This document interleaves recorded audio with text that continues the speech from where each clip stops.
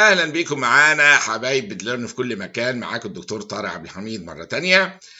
سؤال اليوم والاجابه ان شاء الله هننزلها كعادتنا خلال 24 او 48 ساعه. عيان جالك او جال حضرتك في العياده او المستشفى واشتكى من فلو لايك او فلو جاله وفولود باي الفلو ده الفولوينج ليشن. المهم بالهيستوري لقينا ان هو ده expanding erythematous lesion، وبعد شويه بدا العيان الليجن ده بعد اسبوعين ثلاثه كده بدا ينتشر في جسمه كله. ماشي.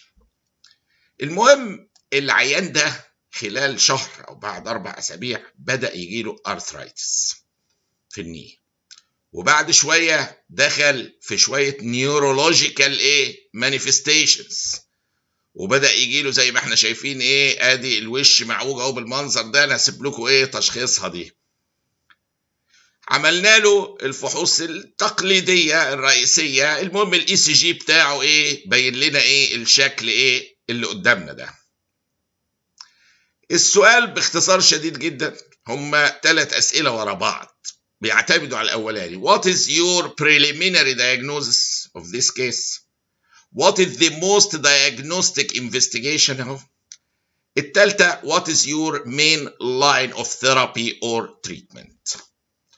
بصوا على الحالة كويس.